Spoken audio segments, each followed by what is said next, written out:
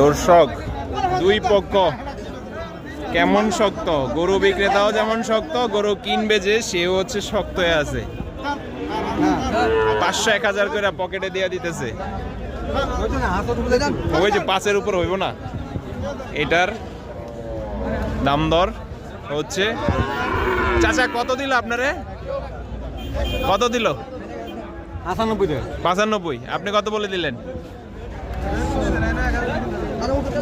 দর্শক 95 হচ্ছে, এটা হাতে দাম দিল আর কি। এক কথায় হচ্ছে ওই মুরব্বীর পকেটে দাম দিয়ে দিল।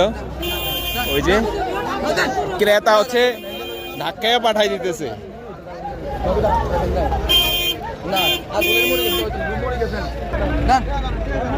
দর্শক এক ব্যবসায়ীরা হচ্ছে মূলত এইভাবেই গরু কিনে থাকে আর কি।